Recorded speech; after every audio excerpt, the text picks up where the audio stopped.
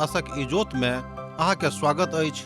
यह कार्यक्रम हमरा के एकटा अवसर प्रदान करैत छथि कि हम बाइबल सँ जुड़ल चीज के अध्ययन क सकी आ यह जानू कि हमरा जीवन के लेल परमेश्वर के इच्छा की अछि। ई उद्देश्य के संग हम यह कार्यक्रम अहाँ के लेल प्रस्तुत क रहल छी।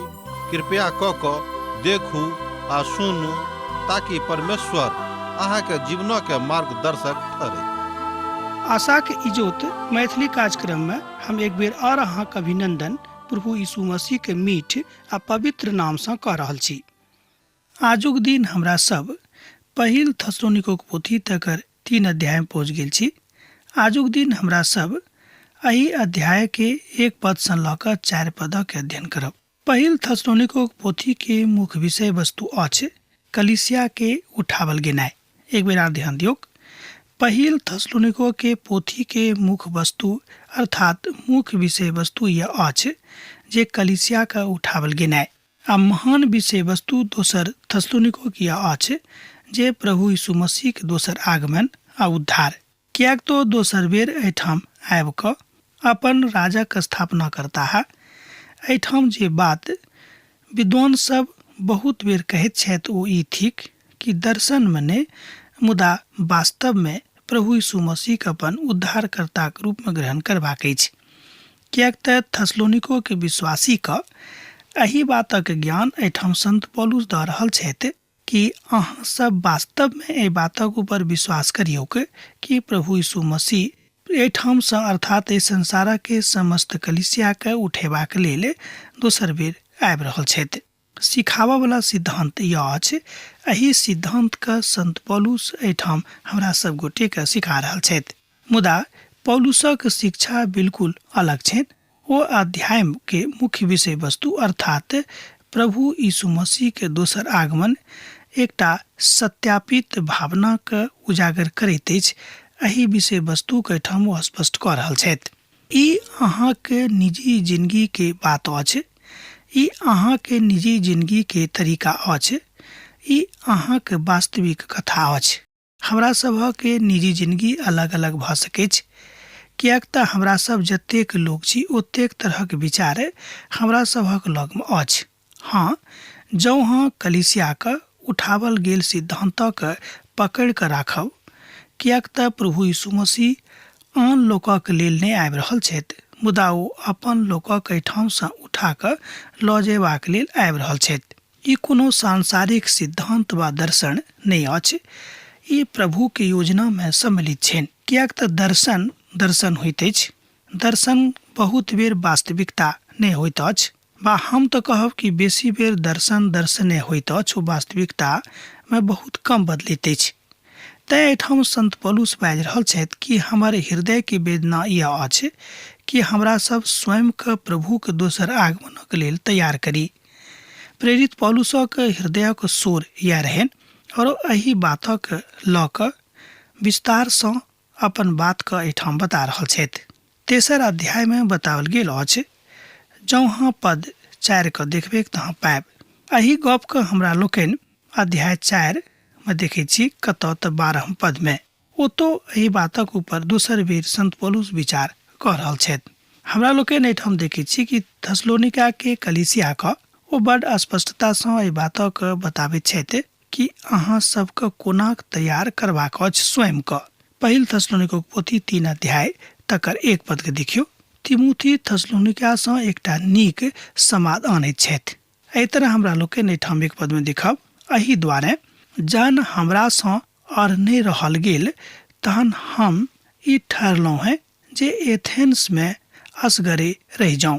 ए बातक हमरा लोकनि एठाम पहिल थस्सलुनीके पोथी 3 अध्याय तकर 1 पद में देखे छी। पौलुसक बड़ इच्छा रहनि जे ओ थस्सलुनीका आबेक मुदा हुनका एथेंस में ठहरऽ पड़ि गेलनि आ ओ ओतऽ असगरे रहथि। आ ओ तिमुथी के अर्थात जे हुनका संग में छलाह हुनका ओहिठाम से ओतऽ पठेबाक इच्छा कैलथि। एहि बातक हमरा लोकनि एठाम देखे छी। प्रभु के एकटा महान दास एहि बातक कहैत छथि कि प्रभु में ओ स्वयं के ततेक मजबूत बुझनाइ आरंभ क देने रहथि कि ओ असगरो ओहिठाम आन देश में रह कऽ प्रभुक सेवा कऽ सकैत रहथि। एहि बातक एहिठाम हमरा लोकनि देखै छी, एहि बातक हमरा लोकनि एहिठाम जानै छी। तिमुथिके ओहिठामसँ पठेबाक विचार कयलथि। डॉक्टर लूक अर्थात लूका रचित सुसमाचार में दोसर बेर एहि बातक हमरा लोकनि देखै छी जे भक्तक संगे परमेश्वरक संबंध कोन तरहक रहैत छनि। थसलुनिका के दिस पठा दिएक ई हुनक मनक इच्छा रहनि, किनक तऽ संत पौलुसके। आ पौलुस एहिठाम पुनः कलिसिया में पारिवारिक संबंधक ऊपर बहुत गप कऽ रहल छथि, अर्थात पारिवारिक संबंधक ऊपर प्रार्थना कऽ रहल छथि। किएक तो एकटा मातृत्वक रिश्ताक बतौलखिन। कहलखिन कि कलिसियाक संगे विश्वासीक रिश्ता एकटा मेक जकाँ रहबाक चाही। कलिसियासँ निभा चुकल रहथि, ओ पिताक जकाँ सेहो कलिसियासँ प्रेम कऽ चुकल छथि, तहन हम बाजि सकैत छी को मातृत्व प्रेमके आ पितृत्व प्रेमके निर्वाह कऽ चुकल रहथि।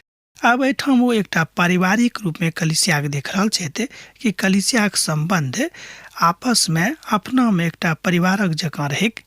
जहन संबंध परिवारक जकाँ भऽ जायत तहन आओर बेसी शांति अहाँक जिंदगीमे आयत आ झलकत। प्रभुक आगमनक उपरांत विश्वासी सब अपन अपन इनाम पौताह, किएक तऽ पौलुस एहि बातक हुनका सबसँ प्रभुक प्रेममे बाजि चुकने रहथि। हुनक बड्ड प्रेम इएह रहनि, हुनक वास्तविक प्रेम सेहो इहे रहनि, तैँ ओ बड्ड दुखी भऽ कऽ एहि बातक बाजैत छथि। ओ थसलुनिका नहि जा रहल छथि, किएक तऽ हुनका ओतऽ जेबाक अवसर नहि भेटल रहनि, बा एना कहियो हुनका ओतऽ जेबाक एखन कोनो गुंजाइश नहि रहनि। यह भेल स्पष्ट गप, किएक तऽ शैतान किछु बाधा किछु बखेड़ा हुनका सन्मुखमे आनि कऽ ठाढ़ कऽ देने रहैक। प्रेम मात्र एकटा मधुर मुस्कान नहि अछि। ध्यान दियौक, प्रेम मात्र एकटा मधुर मुस्कानेटा नहि अछि आ नहि एक अनुभूतिए मात्र अछि, मुदा प्रेम तऽ एक दोसर गोटेक कल्याणक देखबाक हेतु अछि। अर्थात प्रेमक वास्तविक अभिप्राय यह थिक कि अहाँ अपन लोकके कल्याणके अपन आँखिसँ देखियौक। प्रेम करबाक वास्तविक अभिप्राय यह थिक। एही तरहक प्रेम प्रभु यीशु मसीह अहाँसँ कयने छथि, मुदा अब अहूँके एही तरहक प्रेम हुनकासँ करबाक छनि। वास्तविकता यह थिक आ एही रीति पर प्रेमक बखान होइत अछि। आ जँ किनकोमे प्रेम रहैत छनि तऽ ओ एही रीतिसँ प्रेम करैत छथि। अर्थात प्रेम भलाइके उत्पन्न करैत अछि। प्रेम भलाइके बाटके देखैत अछि। जिनकासँ अहाँ प्रेम राखैत छी हुनका लेल अहाँ सर्वोत्तम आशा राखैत छियनि। और हम तिमुथियुसके जे मसीहके सुसमाचार में हमर भाई और परमेश्वर के सेवक थिकाहा एहि द्वारा पठेलहुँ हैं जे ओ अहाँके स्थिर करथि और अहाँके विश्वासक विषय में अहाँके समझाबैत। एहि बातक हमरा लोकनि एहिठाम पहिल थस्सलुनिका पोथी 3 अध्याय तकर 2 पद में देख रहल छी। हमरा सबके ई गप बुझबाक अछि, हमरा सबके एहि सत्यके अपना जिंदगी में लागू करबाक अछि। अपन सहमति के प्रति ओ एहि बातक अभिव्यक्ति के एहिठाम कऽ रहल छथि।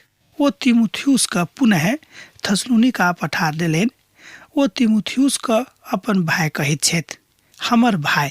ध्यान दियौक, ओ तिमुथियुसके कहैत छथि हमर भाई। आ प्रभुके सेवक कहैत छथिन दोसर बेर। आ जे शब्द अछि हमरा लोकनि ओहि शब्दक जानै छी कि आजुके कलिसियामे की होइत अछि। जे संगतिमे अहाँक सहकर्मी छथि हुनका अहाँ छोट देखैत छी आ स्वयंके अहाँ बड्ड पैघ बुझैत छी। ई बातक लेल एहिठाम संत पौलुस बाजि रहल छथि कि ओ हमर भाई थिकाहा। अंग्रेजीमे जे शब्द एहि बातक लेल आयल अछि ओ ई बताबैत अछि कि ओ अहाँके अन्दरमे काज कऽ रहल छथि। तहन एहि बातक वास्तविक अर्थ एहिठाम नहि निकसल। वास्तविक अर्थ यह अछि कि प्रभुमे ओ अहाँक भाई छथि जे अहाँक संगे प्रभुक सेवा कऽ रहल छथि। ध्यान दियौक, हुनका अहाँ अपन भाई अपन बहिन बुझियौक, अन्यथा पारिवारिक संबंध नहि होइत। एहिठाम संत पौलुस 3 अध्याय में कलिसिया के पारिवारिक संबंधक ऊपर गप कऽ रहल छथि, संबंधक ऊपर जोर दऽ रहल छथि। हमरा सभक दिया काजे अछि जे हमरा सब हुनका लेल काज करिए और प्रभु में अहाँक लग में आबि कऽ एहि बातक बता दियक तकरा सँ की हैत कि विवाद नहि हैत, मुदा अहाँक प्रेम और बेसी बढ़ि जायत, अहाँक प्रेम और आगाँ जाकऽ मित्रवत भऽ जायत, अहाँक व्यवहार और बेसी मजबूत भऽ जायत।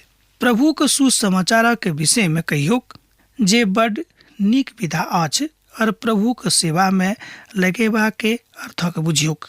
आ जौन लोग सुसमाचारक वास्तव में आदर करता है, ध्यान दियोक, आ जौन लोग सुसमाचारक आदर वास्तव में करता है तो निश्चित रूपे परमेश्वरक दिस से हुनका आदर भेटतनि, एहिमे संदेह नहीं। अहाँ कियाक नहीं निर्जने प्रदेश में रहैत छी, अहाँ कियाक नहीं महान गरीबी में अपन जिंदगी बिता रहल छी। अहाँक गरीबी ततेक विकराल अछि तकर कोनो समाधान अहाँक नजर में नहीं अछि। एहिके बादो अहाँक कल्याणार्थ सुसमाचार आवत और प्रभु अहाँक जिंदगी में खूब नीक आशा के इजोत जरा देथिन। ई काज प्रभु कऽ सकैत छथि, हम नहीं कऽ सकलहुँ हैं, आ नहीं केओ सेवक कऽ सकैत छथि, मुदा ई काज प्रभु कऽ सकैत छथिन। मुदा लोकक काज इएह छनि, हमर काज इएह अछि, अहाँक काज इएह अछि कि अहाँ अपन पड़ोसी के लेल, अपन भाई बहिनी के लेल, अपन कलीसिया के लेल, प्रताड़ित लोकक लेल प्रार्थना करियोक। जँ प्रताड़ना में अहाँ हुनका संगे छी तहन आदरक काल में सेहो अहाँ हुनका संगे रहबनि, आ हुनक कल्याणक समय में सेहो अहाँ हुनका संगे रहबनि। प्रभु के कल्याणकारी योजना में ई बात सम्मिलित अछि। हुनक कल्याणकारी योजना यह थिक कि प्रभु में स्वयं का खूब मजबूत कऽ दियोक, तहन सफलतापूर्वक अहाँ प्रभु यीशु मसीह सुसमाचार के लोक के बता सकैत छी। एहि बातक एहिठाम संत पौलुस स्पष्ट कऽ रहल छथि। आ जे नीक बात अछि ओ यह थिक कि अहाँ स्वयं के प्रभु में लऽ जइयोक आ स्वयं के बढ़िया कऽ दियोक, कियाक तऽ प्रभु में ओ बिनु आर कोनो कारणे अहाँक संगे नहीं रहतैथ। ओ एहिमे बहुत लोकक एहनो छथि जे ओ अपन बड़ाई के लेल ई काज करैत छथिन, मुदा अहाँ अपन बड़ाई के लेल नहीं, परमेश्वरक बड़ाई के लेल, प्रभु यीशु मसीह के बड़ाई के लेल ई काज करियोक। पौलुस कहैत छथि जे तिमुथी एकटा सेवक थिकाह आ ओ सुसमाचारक प्रचार करबाक लेल हमरा संगे छथि, तहन पिता परमेश्वरक नजरी में ओतबे आदर के पात्र छथि जतेक हम छी। ओ हुनक कोनो चाकर नहीं छनि, ओ कहै छथिन कि हमर भाई छथि। आ जहन प्रभु यीशु के सुसमाचार देवल जाइत अछि ओहि काल में अहाँक बड़ सावधानी के साथ ओहिमे से बहुत बातक सिखबाक अछि, कियाक तऽ बहुत बेर हमरा सब ई सुनि कऽ बा ई बुझि कऽ हटा दैत छी कि चलू कोनो गप नहीं, ई बात रोज सुनते रहै छी। अहाँ अपना आप के विश्वासक ऊपर दृढ़ करियोक, तहने सुसमाचारक जे गूढ़ बात अछि, जे बड़ स्पष्ट भाषा में पिता परमेश्वर अपन दासक द्वारा, अपन भविष्यवक्ता के द्वारा, अपन नीक लोकक द्वारा अहाँक सन्मुख में पहुँचा रहल छथि। अर्थात एहि विधा के अंतरंग भाव यह अछि जे मनुख के स्वयं के ऊपर भरोसा नहीं कऽ कऽ अपन मजबूती के लेल प्रभु यीशु मसीह संगे अपन संगति के मजबूत करबाक अछि। निर्गमनक काल में जहन लोक सब छलाह, अर्थात जहन इस्राएली सब निर्गमनक काल में रहैत, निर्गमनक काल में छलाह, तहन हुनका सभक जिंदगी में बहुत बेर बहुत तरह के परीक्षा भेटल रहनि। तहन मूसा हुनका सभक यह बाजि कऽ सांत्वना दैत रहैत कि प्रभु हमरा सभक संगे छथि, प्रार्थना करैत रहूँ। आ हमरा सब पवित्र पोथी बाइबिल में एहि बातक देखैत छी कि प्रार्थना के कारणे हुनका सभक जिंदगी में तकलीफ नहीं आबैत रहनि, कियाक तऽ ओ सब प्रभु से प्रार्थना करैत छलाह। आ जहने ओ सब प्रार्थना करनाइ छोड़ि दैत रहथिन, हुनका सभक जिंदगी में तकलीफ के अंबार लागि जाइत रहनि। तहन ऊपर उठा कऽ प्रभु के राखियोक, तहन ऊपर उठा कऽ सुसमाचारक राखियोक, तहन अहाँक जिंदगी के कमजोरी दूर भऽ जायत और अहाँक हाथ प्रभु मजबूत कऽ देथिन। हुनक हाथ में स्वयं के हाथ के दऽ दियोक, तहने अहूँ के हाथ मजबूत भऽ जायत। जहन अहाँ अपन हाथ के एकटा मजबूत हाथ में दऽ देबै, हुनक हाथक पकड़ि लेने रहू, कियाक तऽ हुनक हाथ बड़ मजबूत छनि। हुनक हाथक अहाँ प्रार्थनाक शक्ति के द्वारा पकड़ि सकैत छी। यह एकटा माध्यम अछि, हुनका अपन जिंदगी में अपन उद्धार कर्ता के रूप में ग्रहण कऽ कऽ ई काज अहाँ कऽ सकैत छी। कलीसिया के शक्ति आर गूढ़ बात यह थिक मसीह के विचारधारा के एही रीति से हमरा लोकनि देखै छी। हारून हुनक हाथक थमने छथि। ई कलीसिया के एकटा बड़ दार्शनिक बात अछि। मंडली के लेल यह बात अछि कि एक दोसर गोटे से प्रेम राखैत जेना कि हमरा लोकनि अपन परिवार से प्रेम राखै छी। आजुक युग में तो परिवारों से प्रेम हम लोग के देखै छी जे नहीं रहै छनि। तै एहिठाम पवित्र पोथी बताबैत अछि कि हमरा सबके एक दोसर गोटे के अपन परिवार के निजी सदस्य बुझबाक आवश्यकता अछि। निर्गमनक पोथी में हमरा लोकनि बातक 17 अध्याय के 12 पद में देखै छी। ओतऽ बड़ स्पष्ट कयल गेल अछि और ई विश्वासक परखक आर परिचय के दुनू के दऽ रहल अछि। अहाँक आराम अहाँक विश्वासक अनुसार भेटत। ध्यान दियौ, अहाँक आराम अहाँक विश्वासक अनुसार अहाँक भेटत। आ जहन मूसा के हाथ भरि गेलनि तहन ओ एकटा पाथर लऽ कऽ मूसा के नीचा में राखि देलनि और हुनका ऊपर बैस गेलाह। आ हारून आ प्रत्येक एक एक अलग सँ हुनक हाथक सम्हारने रहलाह आर हुनक हाथ सूर्यास्त धरि स्थिर रहलनि। एहि बातक हमरा लोग के निर्गमनक पोथी 17 अध्याय के 12 पद में देखै छी। अर्थात विश्वासक कारणे आराम होइत और प्रभु में ओहि बातक ओहिठाम संत पौलुस खोलि रहल छथि जे अहाँ प्रभु में ई सीख रहलहुँ हैं वा प्रभु में बातक बुझि रहलहुँ हैं वा प्रभु में बातक समझ रहलहुँ हैं। कदाचित भऽ सकै कि अहाँ तकलीफ में होइब, मुदा अहाँ ए बातक अपना जिंदगी से नहीं जाय देबिक। ओ तीमुथियुस के कलीसिया के ऊपर करबाक हेतु ए बातक पठौने रहत कि अहाँ जाओ आ थस्सलुनिका के कलीसिया के लोकक के बातक बता दियौ कि अहाँ के कोना के अपन प्रभु के महिमा में, यीशु के महिमा में एक दोसर गोटे के उत्साहित करबाक अछि। ओ हुनक उत्साह के बढ़ेबाक लेल ओतऽ पठावल गेल छलाह। हुनका संत पौलुस ओतऽ पठा दैत छनि कि अहाँ जाकऽ हुनका सभक उत्साह के बढ़ा दियौ। पहिल थस्सलुनिका पोथी 3 अध्याय तकर 3 पद ए बातक कहैत अछि। आ जे कियो एहि सब कलेशक कारणे नहीं जायक, कियाक तऽ अहाँ अपने जानैत छी जे हम तऽ हिनके निमित्त ठहरावल गेल छी। एहिठाम जे अभिव्यक्ति अछि ओ एहि बातक बताबैत अछि जे हम हुनके निमित्त ठहरावल गेलहुँ हैं। अर्थात जे बात हुनका जिंदगी से भऽ रहल अछि ओ बात बहुत पहिनहिए से प्रभु यीशु मसीह के द्वारा ठहरावल गेल छल कि हम अपन लोकक लेल की सब करी। हमरा लोकनि जानै छी कि संत पौलुस प्रभु यीशु मसीह के द्वारा नियुक्त प्रेरित छलाह। आ प्रेरित में जतेक प्रकारक के गुण रहबाक चाही ओ सबटा गुण हुनका में रहनि। आवश्यकता अनुसार ओ अपन गुणक उपयोग मसीह प्रेमी के लेल करैत छलखिन, अर्थात विश्वासी लोकक लेल करैत छलखिन।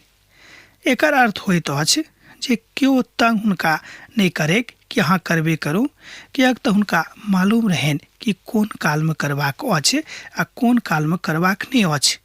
ई ज्ञान हुनका प्रभु दऽ देने रहनि। एहिठाम कलेशक बात अछि, अर्थात कलेशक काल में उत्तेजनाक जरूरत नहीं अछि, कलेशक काल में सांत्वनाक जरूरत अछि। इशारा कयल गेल अछि कि जहन अहाँक ऊपर कलेश अछि तहन अहाँ प्रभु में रहू, प्रभु में बनल रहू। आ तकरा बाद पौलुस बड़ अद्भुत अभिव्यक्ति दैत छथि जे हम तो ओतऽ नियुक्त कयल गेलहुँ हैं। एहिठाम बड़ स्पष्ट बात यह अछि जे संत पौलुस चाहैत छथि जे थस्सलुनिका के लोक महाकलेशक कालों में प्रभु के लेल, प्रभु के आगू में बढ़ कऽ देखेक आ प्रभु से बढ़ कऽ और दोसर कोनो बातक नहीं बुझेक। आ पवित्र पोथी के दोसर हिस्सा कहैत अछि जे अपना आप के प्रगतिशील करू। ध्यान दियौ, पवित्र पोथी के दोसर हिस्सा कहैत अछि जे अपना आप के प्रगतिशील करू और ओ प्रगति प्रभु के शरणागत होयबाक दिन अयबाक अछि। दोसर गप में अहाँक ओ प्रगति प्रभु के शरणागत होयबाक दिन से लागू होइत अछि।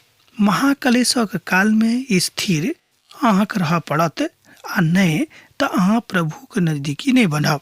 यूहन्ना पोथी अर्थात यूहन्ना रचित सुसमाचार 16 अध्याय के 33 पद सेहो यही बातक बखान करैत अछि।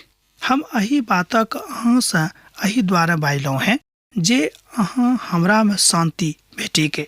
संसार में अहाँ के कलेश होइत अछि, मुदा धारस मानू, हम तो संसारक जीतने नहि छी। एहि बातक एहिठाम संत पौलुस बाजि रहल छथि जे हमरा सब गोटे के प्रभु यीशु मसीह में शांति खोजबाक जरूरत अछि, कियाक तो शांतिक राजकुमार छथि। एही बातक हमरा लोकनि एहिठाम देखलहुँ हैं यूहन्ना रचित सुसमाचार 16 अध्याय के 33 पद में, जेना कि हमरा लोकनि अखन तुरंत देखलहुँ हैं कि मुदा धारस बान्हू, प्रभु यीशु मसीह कहैत छथि कि मुदा धारस बान्हू, हम तो संसार का जीत नेने छी। प्रभु यीशु मसीह संसार का जीत नेने छथि, हुनके में ढाढ़स बान्हबाक जरूरत अछि। महाकलेशक काल में धीरज बान्हि कऽ रहऽ पड़त, कियाक तऽ प्रभु स्वयं एहि बातक बाजने अछि जे संसार में अहाँक दुख होइत, मुदा अहाँक धीरज राखऽ पड़त, अहाँक धर्म अहाँक धीरज भऽ जायत। कियाक तऽ एहि काल में, कठिन काल में जो अहाँ अपन धीरज के गमा देबे के, तहन अहाँ प्रभु के नजदीकी सँ दूर भऽ जायब। पवित्र पोथी में एक बेर एहि बातक शिक्षा के रूप में लेबाक अछि, शिक्षा के रूप में ग्रहण करबाक अछि। ओ एही बातक सतत प्रयास कऽ रहल छथि। अब जो अहाँ विश्वासी छी तऽ अहाँ एहि तरहक समय सँ स्वयं के परिपक्व कऽ सकैत छी। मान लियो अहाँ तकलीफक काल दऽ कऽ जा रहल छी, बीमारी सँ, गरीबी सँ, भूखमरी सँ, लोकक झगड़ा झंझट सँ आर तरह तरह के बात सँ, मान लियो रोजी रोजगारक तकलीफ सँ अहाँ गुजरि रहल छी। भऽ सकैत कि एहि तरहक दुखक काल अहाँक जिंदगी में आयल हैत। तहन प्रभु यीशु मसीह अहाँक सांत्वना दऽ रहल छथि, अहाँक आश्वासन दऽ रहल छथि, अहाँ सब बाजि रहल छथि कि ई तकलीफक घड़ी अहाँक जिंदगी में बहुत दिन धरि नहीं रहत, कियाक तऽ हम संसार के जीतने नहि छी। प्रभु यीशु मसीह बड़ा स्पष्ट बाजि रहल छथिन, कियाक तऽ मसीह में आबे के मूल अर्थ यह होइत अछि कि तकलीफों के घड़ी में अहाँक शांति भेटत, तकलीफों के घड़ी में अहाँ आनंदित रहब अंदर सँ। तकलीफों घड़ी में अहाँ के एकटा आशा रहत कि हमर प्रभु यीशु मसीह खेवनिया छथि, ओ हमर टूटल नाव के एहि पार से ओ पार कऽ देता है। हम नदी के मझधार में भने छी, मुदा पार करैया प्रभु यीशु मसीह छथि। अब आजुक अध्ययन हमरा एही ठाम समाप्त करबाक आज्ञा दिअ। अहाँ सब पुनः दोसर कार्यक्रम में भेंट हैत। जेना अहाँ सब हमरा एहिठाम पाती लिखैत रहैत छी, लिखैत रहब, बिसरायब नहि। यीशुक नेह अहाँक जिंदगी में बनल रहैक। आमीन।